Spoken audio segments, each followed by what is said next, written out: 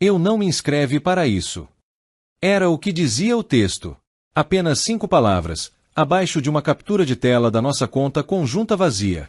Meu nome é Logan. Tenho 32 anos. Mecânico-chefe na Wilson's Auto em Spokane. 4 horas antes, eu estava sentado no consultório de um médico, ouvindo palavras como linfoma, opções de tratamento e taxas de sobrevivência. Estágio 2. Tratável, mas ainda há um longo caminho pela frente. Liguei para a Vanessa do estacionamento. Pedi para ela me encontrar em casa para conversarmos. Ela disse que estava ocupada. Tinha coisas para fazer. Voltaria mais tarde. Quando cheguei em casa, metade do armário estava vazio. A mala dela tinha sumido. A foto do casamento tinha sido removida do criado mudo.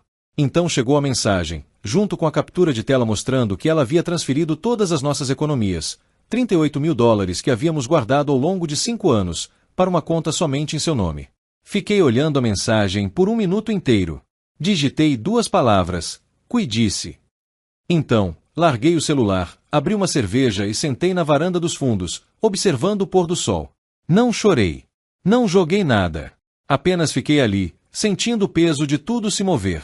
O câncer que eu poderia enfrentar. A traição foi algo completamente diferente. Tim, que morava ao lado, me viu sentado ali e foi até a cerca. Tudo bem? Vi a Vanessa saindo daqui mais cedo com o carro arrumado. Tenho notícias sobre saúde, eu disse. Ela não reagiu bem. Tia assentiu, sem insistir. Me avise se precisar de alguma coisa. A Lisa faz uma caçarola deliciosa. Agradeço, eu disse. Depois que ele foi embora, entrei e peguei a pasta que meu tio Brian tinha me dado no mês passado. Ele havia se aposentado do planejamento patrimonial no ano passado, mas ainda mantinha a mão na massa. Quando meu avô faleceu em fevereiro e me deixou aquele pedacinho de terra no norte, Brian me ajudou a organizar a papelada. Todo mundo precisa ter seus assuntos em ordem, ele disse. Especialmente quando se é casado. Protejam-se mutuamente. Eu tinha iniciado o processo. Atualizei meu testamento. Listei Vanessa como coproprietária do Mustang 69 que restaurei, embora ainda não tivesse protocolado a documentação final no DMV. Abri uma conta secundária em outro banco para o valor da venda do terreno quando a venda foi concretizada. Tudo para nos proteger. Para protegê-la. Engraçado como as coisas funcionam. Peguei meu telefone e liguei para o Brian. Quando ele atendeu, eu disse, lembra daquela conversa que tivemos sobre planejamento patrimonial? Preciso fazer algumas mudanças. Houve uma pausa. Está tudo bem, Logan. Não, eu disse. Mas será. Conheci Vanessa no casamento do meu amigo Drew em 2016. Ela era assistente jurídica em um escritório de advocacia no centro da cidade, inteligente, perspicaz, linda. Nos mudamos juntos 6 meses depois e nos casamos no ano seguinte. Os primeiros anos foram bons. Economizamos para comprar uma casa. Encontramos uma casa para reformar em um bairro decente. Passei os fins de semana trocando armários, reformando pisos e instalando encanamentos novos. Vanessa escolheu as cores da tinta e os móveis. Postou fotos de antes e depois online. Chamou-nos de uma história de sucesso de reforma. Meu pai morreu quando eu tinha 13 anos. Mamãe criou a mim e a minha irmã com um salário de professora. Nos ensinou a trabalhar duro, viver de acordo com nossas posses e sempre ter um plano B. Depois que minha mãe faleceu, há 2 anos, esse plano B se tornou ainda mais importante para mim. Vanessa vinha de uma família diferente. Seus pais lhe deram tudo, mensalidade da faculdade, um carro novo a cada poucos anos, a entrada da nossa casa. Eles nunca entenderam por que ela se casou com um mecânico. O pai dela, advogado corporativo, sempre me apresentou como marido da Vanessa em vez de usar meu nome. Olhando para trás, vejo que as rachaduras começaram a se formar bem antes do meu diagnóstico.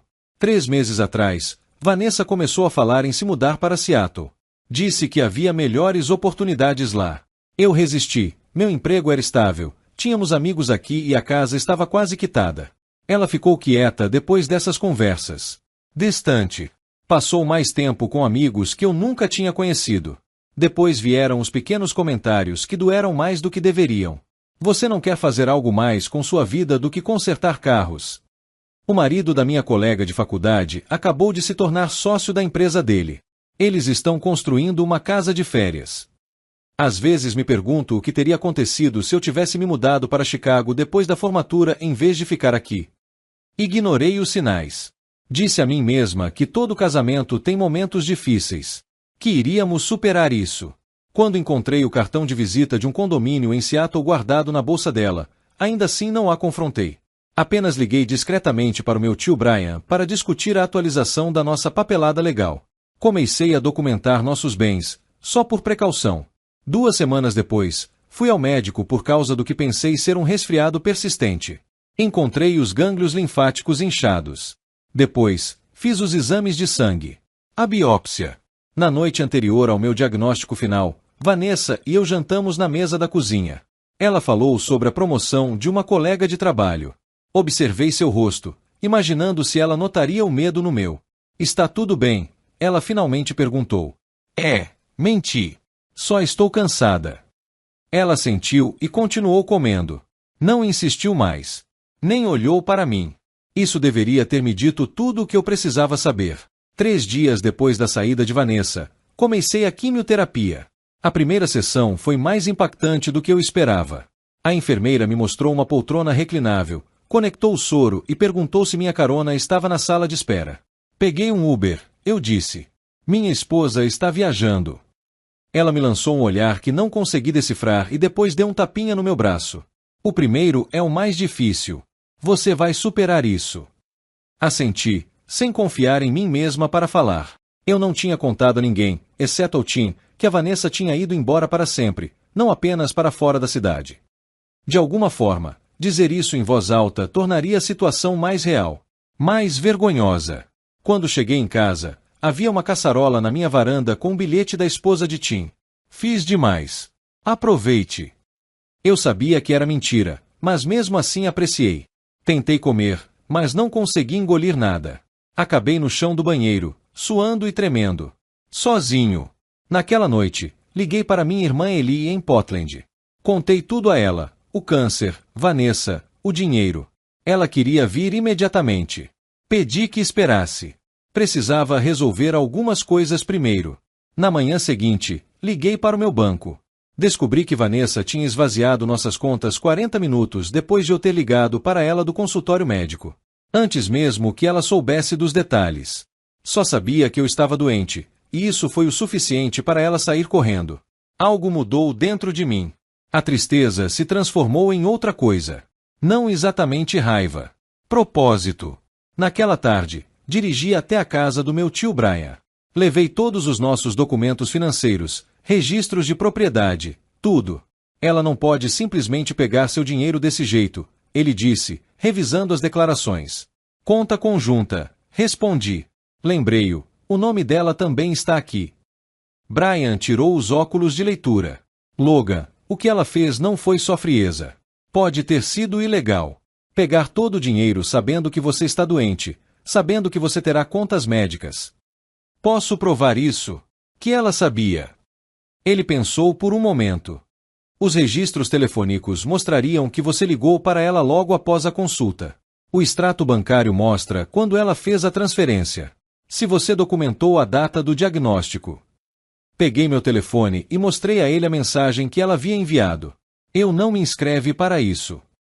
A expressão de Brian endureceu. Isso é bem condenável. Passamos as 3 horas seguintes traçando uma estratégia.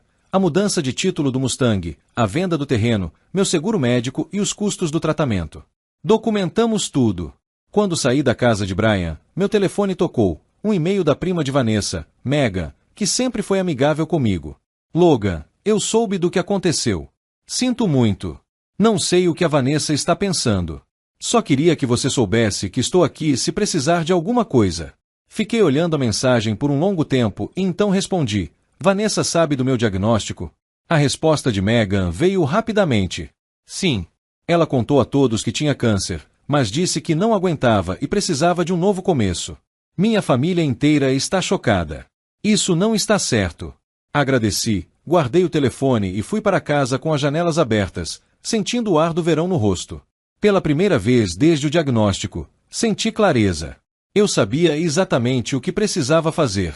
2 semanas depois de iniciar o tratamento, recebi uma carta da advogada da Vanessa. Ela queria o divórcio, alegando diferenças irreconciliáveis.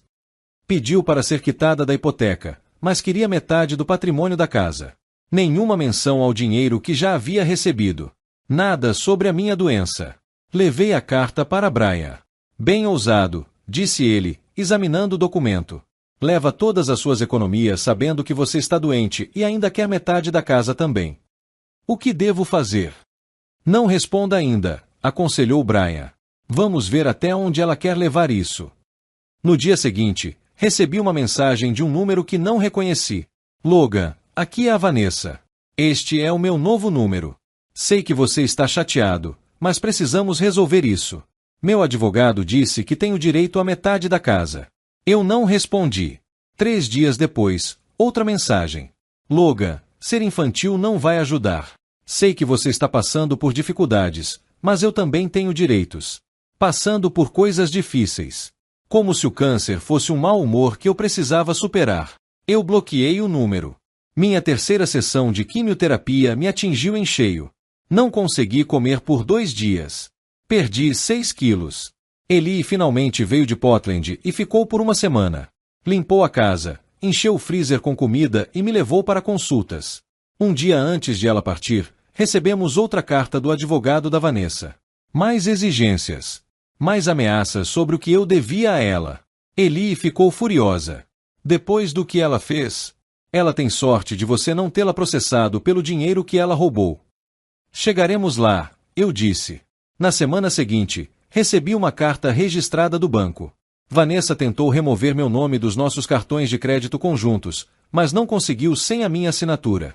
Ela também tentou acessar nosso cofre, aquele que continha a escritura da casa, o título do Mustang e o testamento do meu avô. O banco negou o acesso dela quando ela não apresentou a segunda chave. Minha chave. Liguei para Brian imediatamente. Ela está ficando desesperada, disse ele. Provavelmente percebeu que deixou pontas soltas. Qual é o meu próximo passo?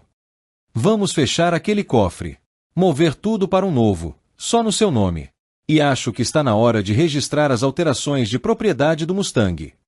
Tirei um dia de folga por doença, embora agora todo dia fosse um dia de folga por doença.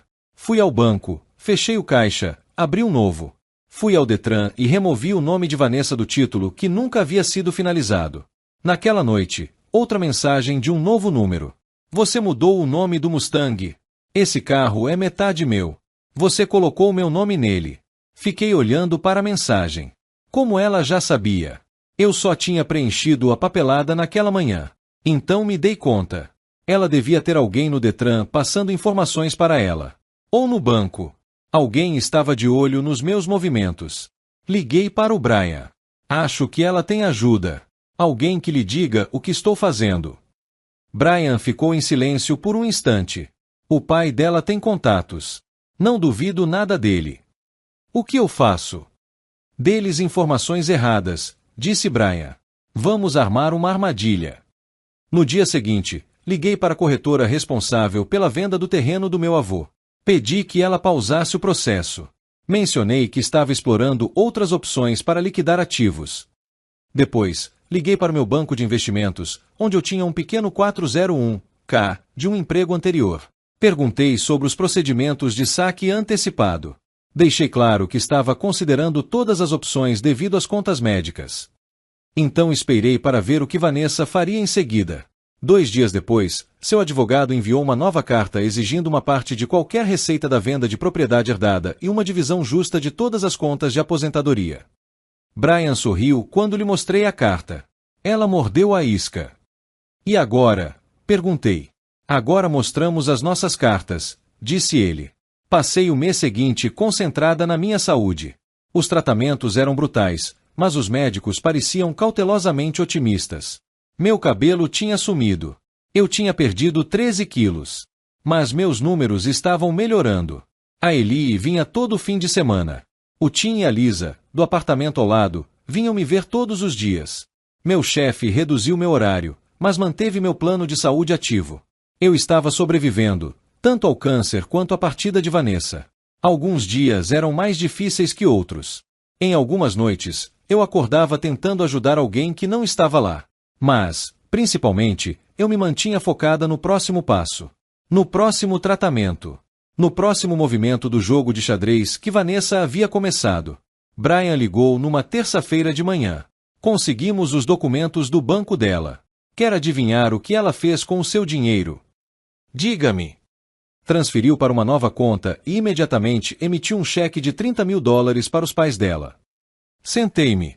Por que ela faria isso? Meu palpite. Tentando esconder. Tornar mais difícil rastrear ou recuperar. Ela consegue fazer isso.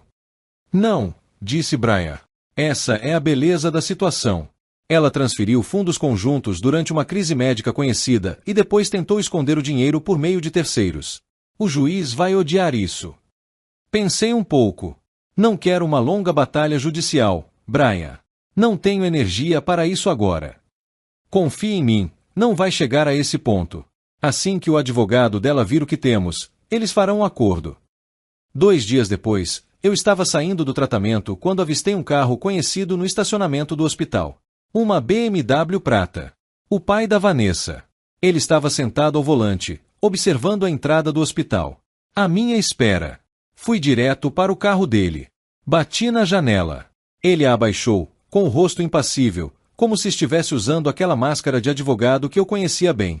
Logan, você parece indisposto. O câncer faz isso. Por que você está aqui? Vanessa está preocupada. Diz que você está sendo irracional em relação ao processo de divórcio. Quase ri. É assim que ela chama. Irracional. Ela está disposta a ser generosa, dada a sua situação. Uma divisão justa dos bens, incluindo a casa. Depois que ela levou cada centavo que tínhamos. Depois que ela foi embora no dia em que recebi o diagnóstico. Ele teve a decência de parecer desconfortável. Ela estava chateada. Emocionada. As pessoas cometem erros. Não foi um erro. Foi uma escolha. Ele suspirou. Logan, seja prático. Você está doente. Precisa se concentrar em melhorar, não em travar uma batalha judicial que você não pode bancar. Foi aí que me dei conta. Eles acharam que eu estava desesperado. Acharam que eu estava quebrado depois que a Vanessa limpou nossas contas. Acharam que eu aceitaria qualquer acordo só para evitar uma briga. Eles não tinham ideia sobre a venda da terra. Não fazia ideia de que eu tinha removido o nome dela do título do Mustang antes que ela pudesse reivindicá-lo. Não fazia ideia de que tinha documentado tudo. Diga a Vanessa que darei uma resposta ao advogado dela até sexta-feira. Eu disse, virando-me para sair. Logan, ele gritou para mim. Não torne isso mais difícil do que o necessário. Não olhei para trás. Na quinta-feira, encontrei-me com Brian e a advogada imobiliária que ele havia contratado, Catherine Shen. Revisamos tudo, os extratos bancários que mostram o saque de Vanessa imediatamente após o meu diagnóstico, a mensagem de texto dela, o depoimento de Megan confirmando que Vanessa sabia sobre o meu câncer e o cheque que ela passou para os pais. Isso é um flagrante abandono financeiro, disse Catherine. Além disso, a tentativa de ocultar bens conjugais. Nenhum juiz verá isso com bons olhos. Então, qual é a nossa jogada? Perguntei. Entramos com nossa própria ação de divórcio, disse ela. Demonstramos abandono durante uma crise médica, irregularidades financeiras e tentativa de ocultação de fundos. Solicitamos a recuperação integral dos fundos perdidos, além dos honorários advocatícios. Isso vai funcionar? Perguntei. Catherine sorriu. Nunca vi um caso tão limpo. Mas não acho que vá chegar tão longe. Assim que virem o que temos, vão desistir. E se não o fizerem? Então vamos ao tribunal, ela disse, e ela perde tudo, inclusive sua reputação. Pela primeira vez em meses, senti algo parecido com esperança. Na sexta-feira de manhã, Catherine enviou nossa resposta ao advogado de Vanessa. Um processo de divórcio completo com todas as provas anexadas, extratos bancários, mensagens de texto, depoimentos de testemunhas, documentação médica. Tudo apresentado com detalhes frios e claros. Ao meio-dia, o advogado de Vanessa solicitou uma reunião de emergência. Foi rápido, eu disse a Brian pelo telefone. Eles não esperavam que você tivesse munição, disse ele. Acharam que você estava doente demais, quebrado demais ou abatido demais para revidar.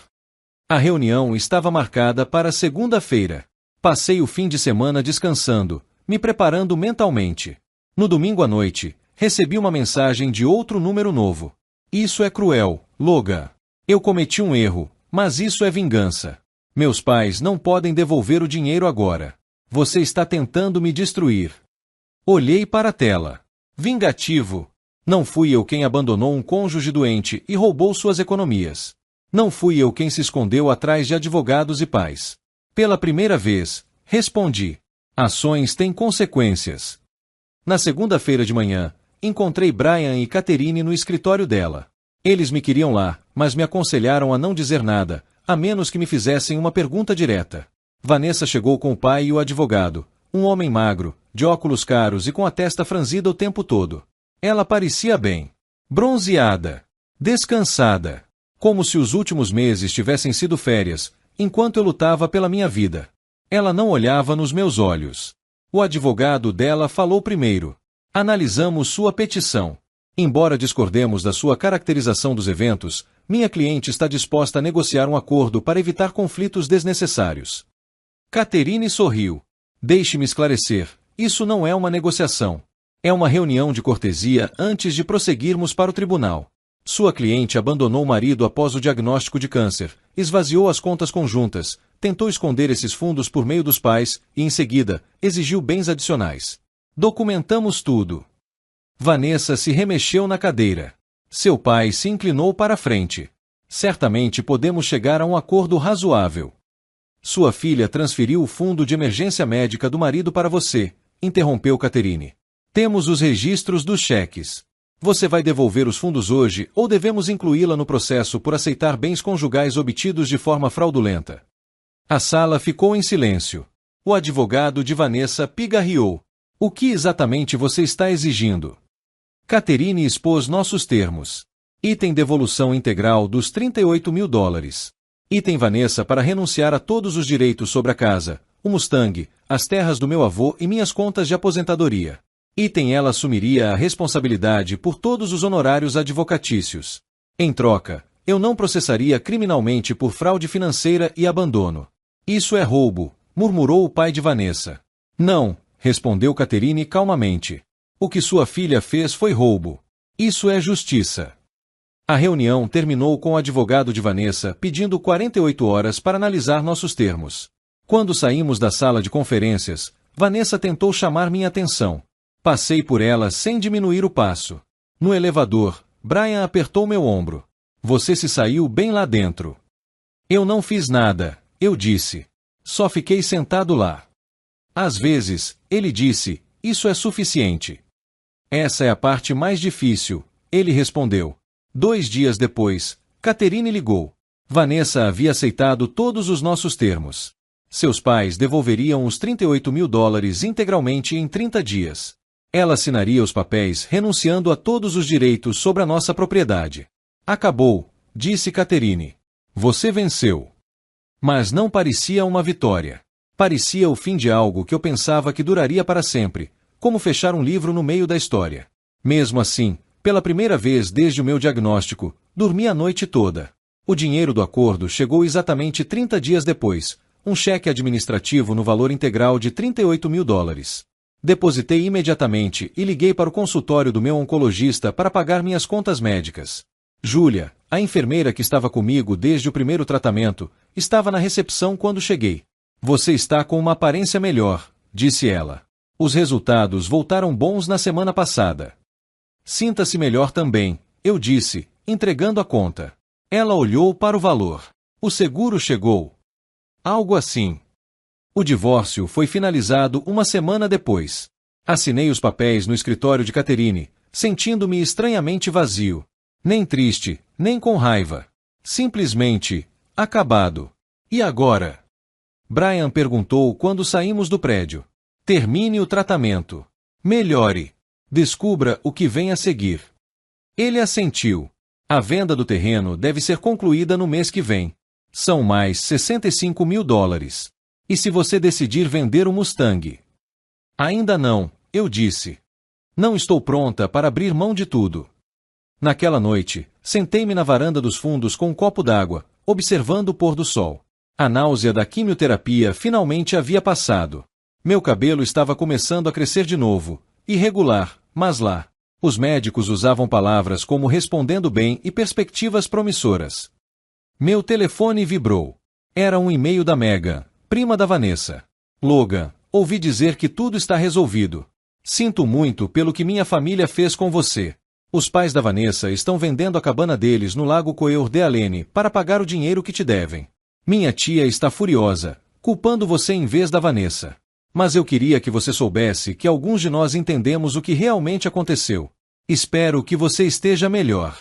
Você merece muito. Guardei o celular sem responder. Não precisava mais me envolver com o drama familiar da Vanessa. Era hora de focar na cura, na reconstrução, no que viria a seguir. 6 meses depois, meu oncologista disse as palavras que eu estava esperando. Remissão completa. Sentei-me em seu consultório, absorvendo a notícia.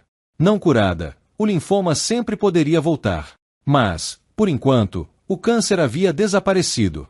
A batalha estava vencida. O que acontece agora? Perguntei. Consultórios regulares. Exames de sangue. Tomografias a cada 6 meses. Mas por enquanto, Logan, vá viver a sua vida. Naquela noite, fiz 2 ligações. Primeiro para Eli, que gritou de alegria. Depois, para o meu amigo Joel, em Missoula, que vinha me oferecendo um emprego em sua oficina mecânica há anos. Ainda tem espaço para mim? Perguntei. Claro que sim, ele disse. Quando você pode começar? 1 mês depois, vendi a casa em Spokane. Usei o dinheiro para comprar uma pequena cabana nos arredores de Missoula, 2 quartos, uma garagem grande o suficiente para minhas ferramentas e o Mustang, e montanhas visíveis de todas as janelas. No dia em que saí de Spokane, Tim e Lisa, da casa ao lado, vieram se despedir. Lisa me entregou uma caçarola para a viagem. Agradeci a eles por tudo, pelas refeições, por cortar a grama, pelo apoio silencioso quando eu mais precisei. Você está bem? Perguntou Tim. Sério? Pensei nisso. Chegando lá.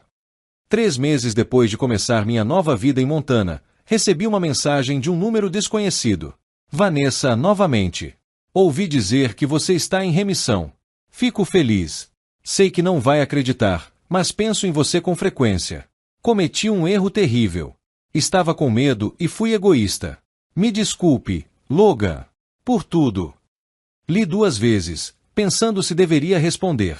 No final, digitei de volta apenas 4 palavras. Eu sobrevivi. Fique bem. Então bloqueei o número, guardei meu celular e comecei a trabalhar no Mustang. Não para vendê-lo mais, mas para ficar com ele. Para restaurá-lo novamente, desta vez só para mim. Algumas coisas, uma vez quebradas, não podem ser consertadas. Mas outros podem ser reconstruídos, mais fortes do que antes. Eu era um deles.